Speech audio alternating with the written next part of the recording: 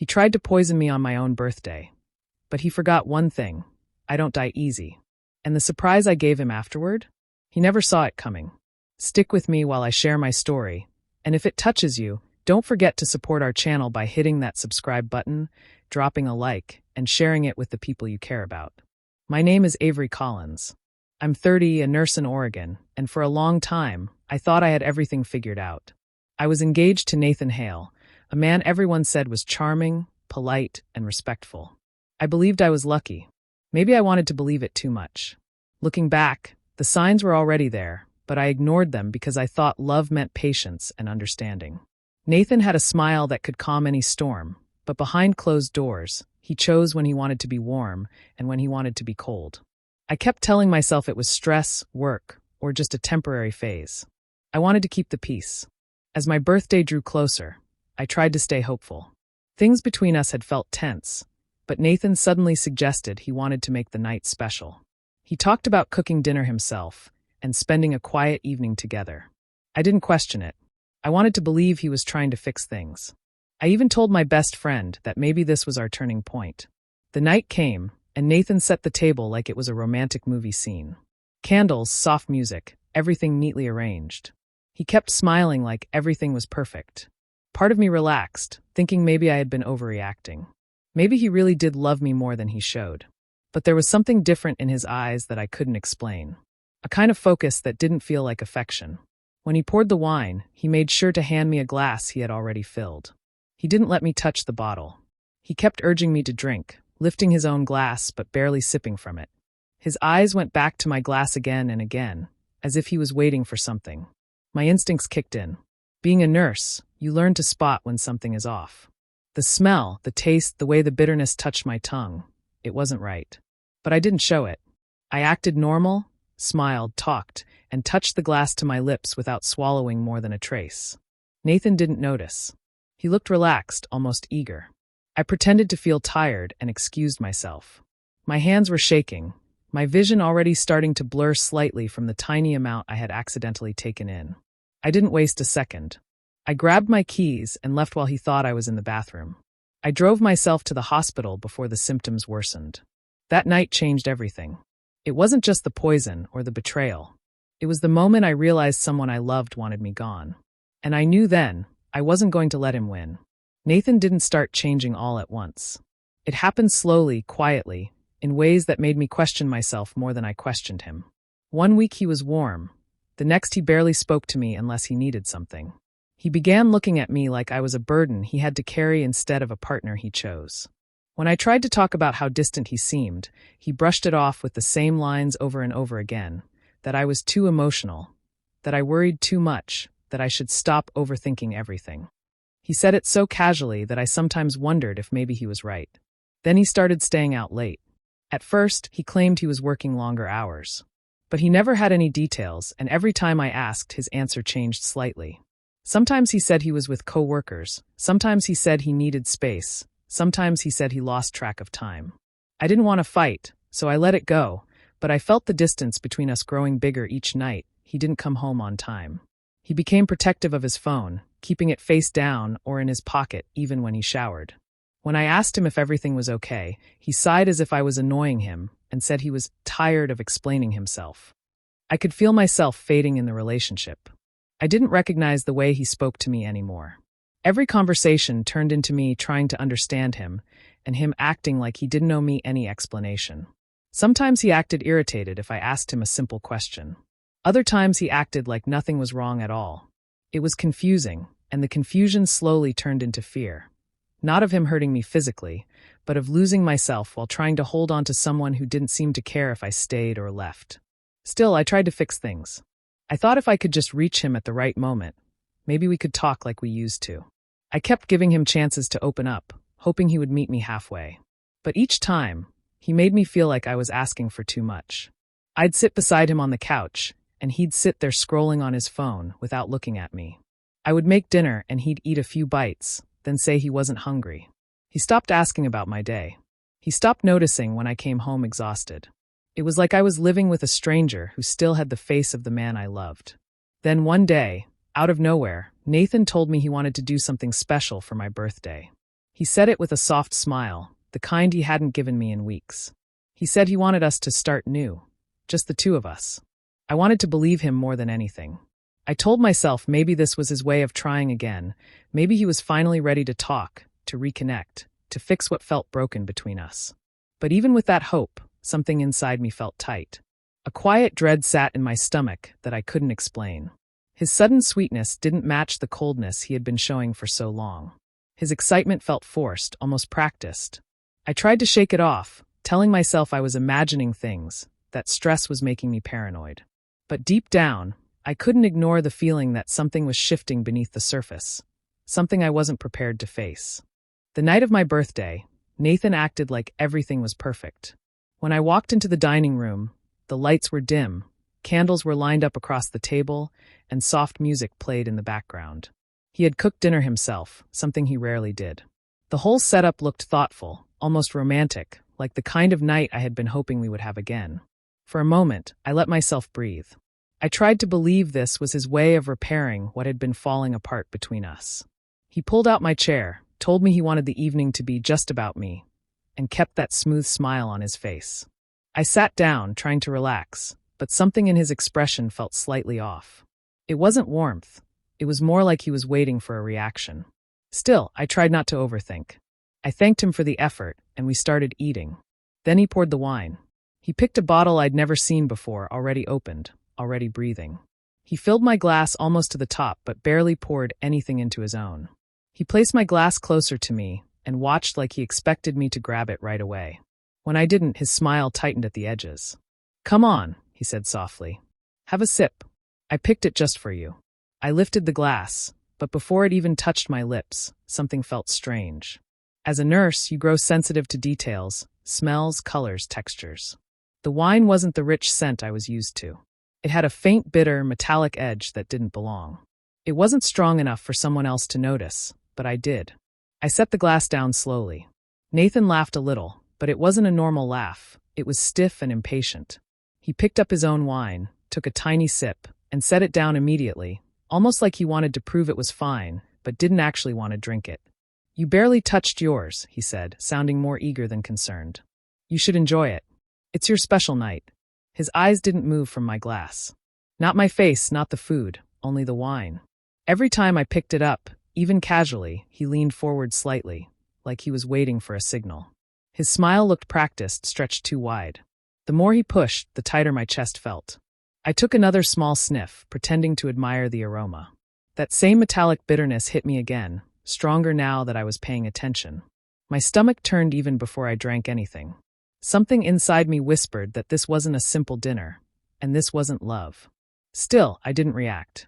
I didn't ask questions. I didn't show fear. I brought the glass to my mouth and pretended to take a sip, tilting it just enough for him to believe I swallowed. His shoulders relaxed, just slightly. He seemed satisfied. He kept talking about how he planned the whole evening, but he never stopped glancing at the wine.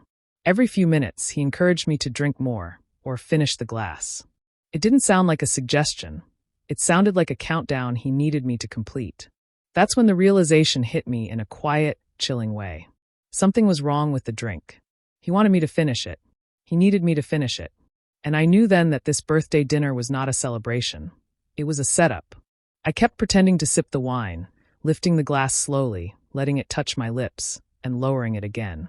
Each time Nathan looked satisfied, I tilted it just a little more toward the potted plant behind my chair. The room was dim enough that he couldn't see what I was doing. My hand stayed steady on the outside, but inside, my heart was thudding so hard I could feel it in my throat. I knew something was wrong, and every second felt heavier. I managed to get rid of most of the wine without him noticing, but I had already swallowed a small amount earlier. I could taste the bitterness lingering in the back of my throat. My tongue felt numb. My breathing felt slightly off. I knew I had to stay calm, or I'd give myself away. Nathan kept talking about random things, but none of it made sense because he wasn't really talking to me. He was watching me. After a few minutes, I let out a small sigh and pressed a hand to my stomach. "I think I need a minute," I said, trying to keep my voice steady. Nathan smiled too quickly, like he expected this. "Sure, take your time," he replied, sounding almost cheerful. I stood up, but the moment I took a step, the room tilted just slightly. My vision blurred at the edges, and a wave of nausea rolled through me. I gripped the wall, pretending it was just a normal dizzy spell, but my mind was screaming. Even the small sip I had taken was working through my system faster than I expected. My hands were shaking, not from fear alone, but from whatever was in that glass. I made it to the bathroom and shut the door quietly. I looked at myself in the mirror and barely recognized what I saw. My face had gone pale, my pupils looked uneven, and my hands wouldn't stop trembling. I pressed my fingers against the sink to steady myself, breathing slowly, trying to keep my mind from spinning. I knew symptoms like these. I had seen them in patients before. This wasn't stress or imagination. This was poisoning. The realization settled over me like ice. Nathan had done this. The man who kissed my forehead every morning had mixed something into my drink. He didn't want to talk or reconnect or fix things. He wanted me gone. Gone in a way that looked quiet, peaceful, maybe even accidental. The thought made my stomach twist even harder. I leaned over the sink, trying not to panic as the dizziness grew. I splashed cold water on my face, hoping it would clear my mind even a little. It didn't. The room still felt like it was swaying. My heartbeat felt too slow, then too fast. But I wasn't collapsing. Not yet. I still had time. Through the door, I heard something that made my blood turn cold. Nathan was humming. A soft, relaxed tune drifting through the quiet house, like he was just passing time. Like he was waiting for something to happen. That sound cleared my mind more than the water ever could. It snapped something inside me. I wasn't going to fall on the bathroom floor and let him find me like I was already gone. I wasn't going to be the ending he planned. I steadied my breathing, wiped my face, and forced my shaking hands to cooperate. My body felt weak, but my will felt stronger than it ever had. I wasn't dying tonight, and he wasn't getting away with this. The moment I felt steady enough to move, I unlocked the bathroom window and pushed it open. The cold air hit my face, clearing my mind just enough to help me focus.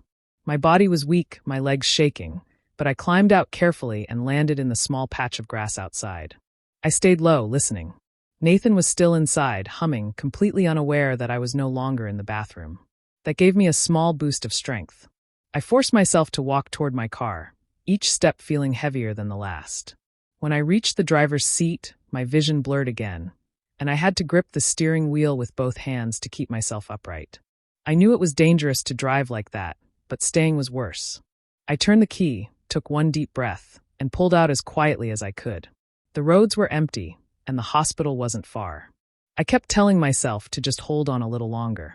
Every time my head felt like it was spinning, I reminded myself that getting there was the only chance I had. When I arrived at the ER, I walked in slowly, trying not to look as bad as I felt.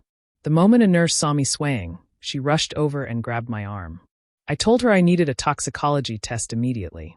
My voice was weak, but I knew the right words, and the urgency in my tone made them listen. They moved quickly, running tests before the symptoms got worse. Lying on the hospital bed, I felt the last bits of energy leaving my body. My hands shook uncontrollably, and my stomach kept twisting. The doctor came in with the results, holding the chart like he wasn't sure how to tell me. He explained that the test showed a combination of a strong prescription tranquilizer mixed with ethylene glycol antifreeze. He said the mixture was designed to shut my system down slowly, making it look like an accidental medical issue instead of something intentional. Hearing it confirmed what I already knew, but it still felt like my chest tightened. The doctor looked at me with concern, asking who might have given it to me. I didn't answer. Not yet. He urged me to report it immediately, saying that this wasn't something people survived if they took a full dose. He kept reminding me I was lucky. I wasn't sure if lucky was the right word. I told him I needed time. I said I would report it, just not right now. He didn't like it, but he could see I wasn't going to change my mind. He made me stay until the drugs passed through my system enough for me to be stable. While I lay there in the dim hospital room, I wasn't thinking about fear anymore. I wasn't thinking about the poison or the symptoms or how close I had come. All I could think was why. Why would Nathan do this? What was he hoping to gain? Who was he doing this for? None of it made sense, and I wasn't going to just hand him over without knowing the full truth. I wanted answers. I wanted to see the whole picture. And most of all, I wanted him to feel a fraction of what he tried to make me feel. Revenge wasn't about anger. Not for me. It was about clarity, timing, and staying 3 steps ahead. I wasn't going to run. I wasn't going to hide. I was going to outsmart him, quietly, slowly, and on my terms. When the hospital finally released me, it was early morning. The sky was still dark, the streets quiet, and my body felt drained but steady enough to move. I knew Nathan would still think I was at home recovering from whatever he imagined would happen after drinking the wine. He had no idea I'd figured him out. He had no idea I was still alive because I had outsmarted him. That small advantage gave me courage. I drove home slowly, parking a few houses away so he wouldn't hear the car. I walked toward the house, keeping to the shadows, listening carefully. When I got close enough, I saw the living room light still on. Through the window, I spotted Nathan lying on the couch, sleeping comfortably, as if he hadn't just tried to murder me hours earlier. His face looked peaceful, relaxed, almost innocent. If I didn't know the truth, I would have believed he was just tired from a long night. But the truth stripped away any softness I had left. I slipped inside quietly. The house smelled the same, looked the same, but everything felt different. I walked past him, careful not to wake him, and went straight to the office where his laptop was usually kept. My hands were still shaky, but my mind felt strangely calm. I needed answers, and I knew I would find them here. Nathan never expected me to touch his laptop. He used to leave it open all the time, but for the past few months, he had been more protective of it. The screen was dark, but when I moved the mouse, it lit up. He hadn't even bothered to close anything. His messages were right there. The first name I saw stopped my heart. Courtney Miles. My coworker. Someone I had talked to every day, someone who had asked me about my relationship, someone who had hugged me when I looked stressed. I opened the conversation, and within seconds, the truth hit me like a punch to the stomach. They had been talking for months. The messages weren't just friendly, they were flirty, suggestive, and bold. Courtney had been sending him pictures, telling him she missed him, asking when he would finally be free. Nathan played along easily, telling her things he never told me. But the worst part wasn't the cheating. I could have handled betrayal like that. What I saw next left me frozen. They were talking about me. Not about breaking up with me, or about leaving gently. They were talking about ending my life. Courtney had asked him how long it would take for the life insurance payout to come through. Nathan told her he had already checked. They joked about how they would celebrate once everything was settled. My hands covered my mouth as tears streamed down my face. I kept scrolling, each message worse than the one before. Courtney asked, "Are you sure this will work? I don't want anything messy." Nathan replied, "Trust me. Once she's gone, it's just us. And we'll be set. Once she's gone." Those words didn't feel real at first. My chest tightened so hard I could barely breathe. I sank into the chair, reading the messages again and again, trying to understand how two people could plan something so cruel with such casual confidence. It wasn't just anger I felt. It wasn't even heartbreak. It was something deeper, a kind of pain that came from realizing my life had meant nothing to them except money. I had spent years caring for Nathan, supporting him, loving him, trusting him, and he had been planning my death like it was a chore on his to-do list. I broke down completely. My body folded over the desk, and I sobbed until I couldn't make a sound anymore. I wasn't crying because they cheated. I wasn't crying because I lost them. I cried because they were willing to erase me for a payout. Because someone I shared a home with didn't think my life was worth anything more than a number on a policy. When the tears finally slowed, I wiped my face and looked at the screen again. The pain was still there, heavy and sharp, but beneath it, something else started forming, something stronger. I had the truth now. And the truth was the first step toward making sure they never saw me as weak again. Avery did not confront Nathan. She knew he was expecting her to panic or accuse him, so she did the opposite. She went quiet. She moved slowly.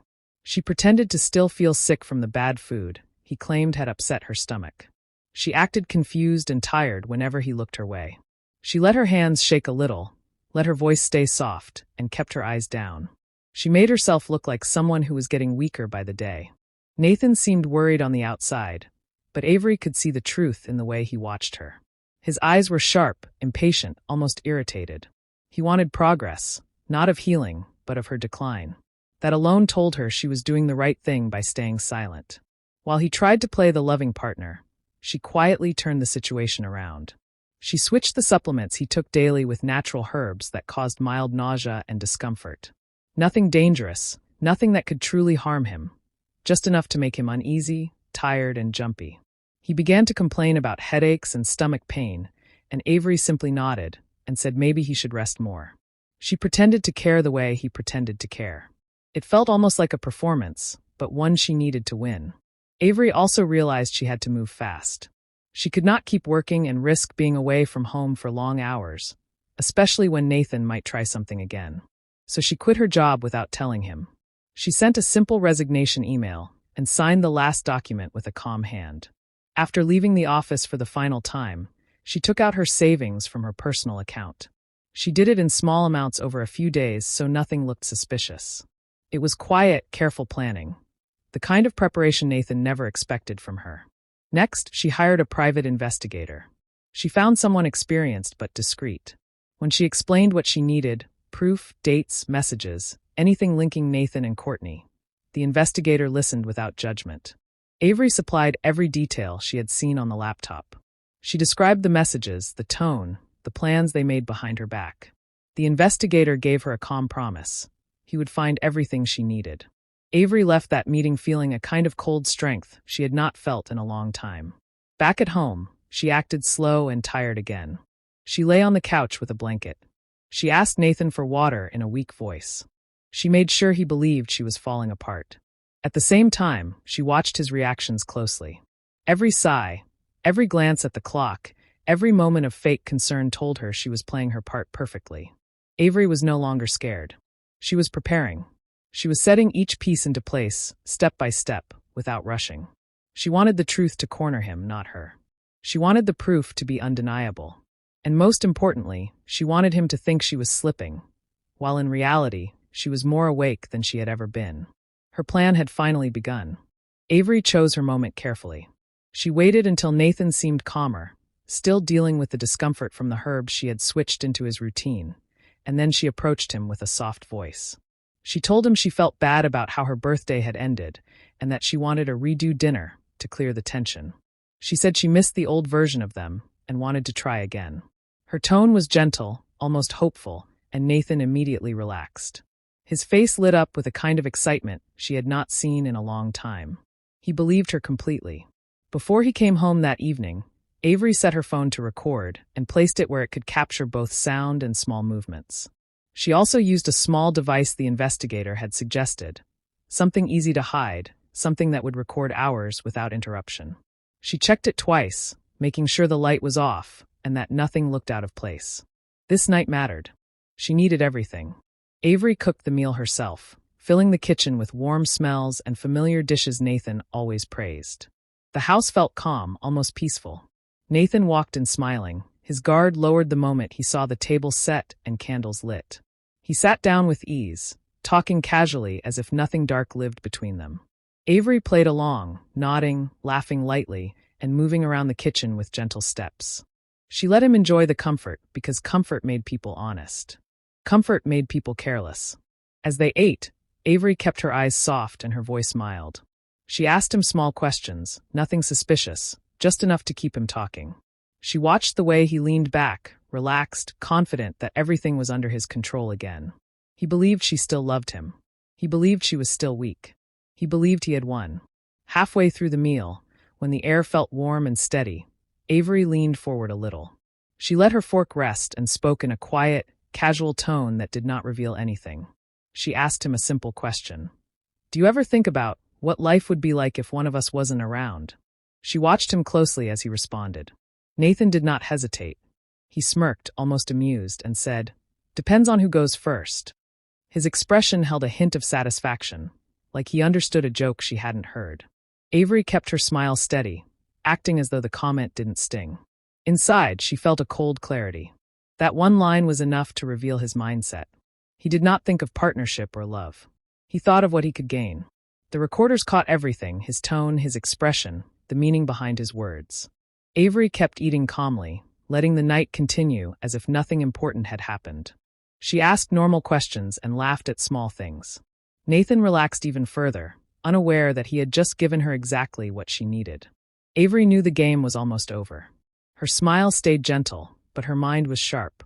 Nathan thought he understood the situation, but he didn't realize the truth. She wasn't scared anymore. She wasn't confused. She wasn't broken. She was ready to end this on her terms. After the meal, Avery reached under the table and pulled out a folder she had prepared carefully over the past weeks. She slid it across to Nathan slowly, making sure he could see the contents without touching them yet. Inside were copies of the toxicology report from the hospital, printed messages between him and Courtney, CCTV footage showing him buying the antifreeze, and bank statements that proved he had planned everything in detail. Each piece of evidence was clear, undeniable, and organized in a way that left no room for argument. Nathan picked up the folder, flipping through the pages quickly at first, then slowing as he realized the scope of what he was looking at.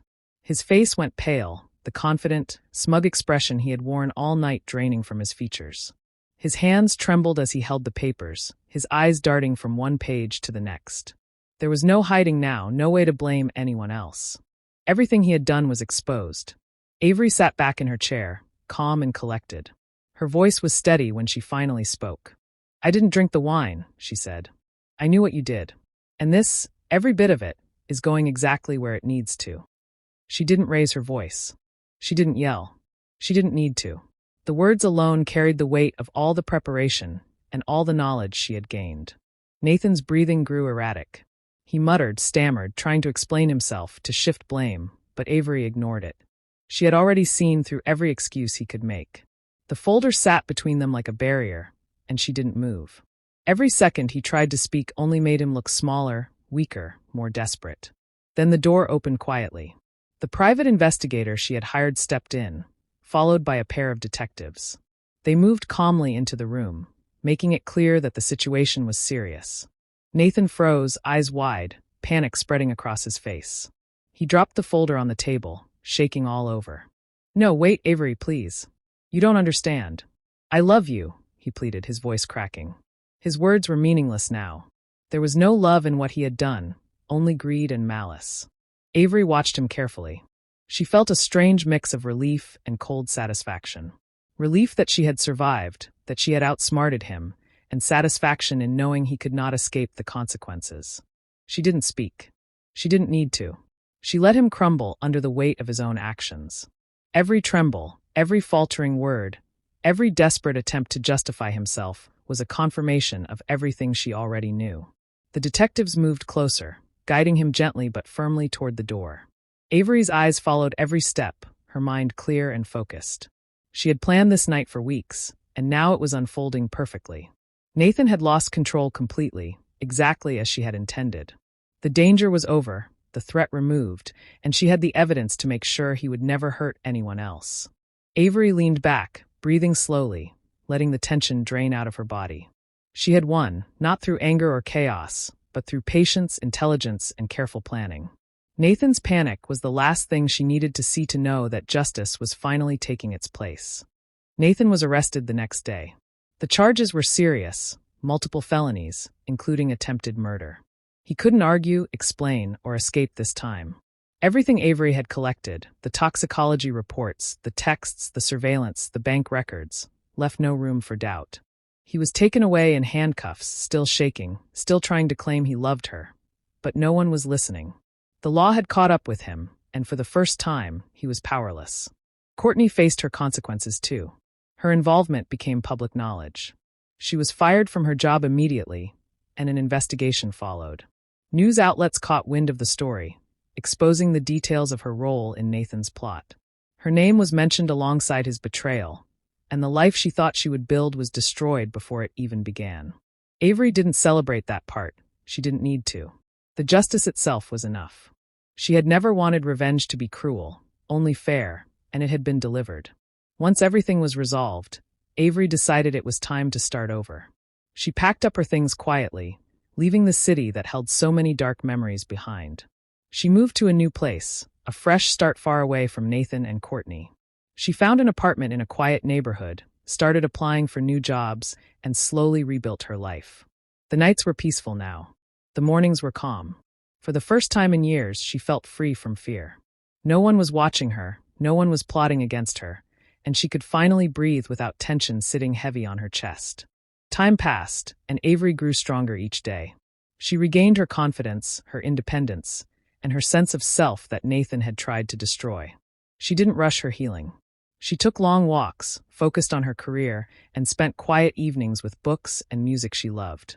She allowed herself to laugh again without feeling guilty, to make plans without worry, and to trust herself completely. On the 1-year anniversary of her poisoning, Avery chose to celebrate in a small, quiet restaurant. She sat alone at a corner table with a candle in front of her, enjoying a meal she had picked carefully, savoring every bite. She thought about the year, the fear, the planning, the recovery, and finally the freedom she had earned. She remembered Nathan's smirk, Courtney's messages, the danger that had almost taken her life. But instead of anger, she felt calm. She had survived, yes, but more importantly, she had lived. She raised her glass slowly, a small, private toast to herself. The revenge had never been about hurting them. The revenge had been in taking control, in outsmarting them, in walking away alive and whole. She smiled, quietly and fully, knowing that nothing they had done could ever take her strength away again. Surviving wasn't the revenge. Living well afterward, that was the real surprise of his life. Avery leaned back, took a deep breath, and finally felt peace. She was free, and no one could ever touch that again.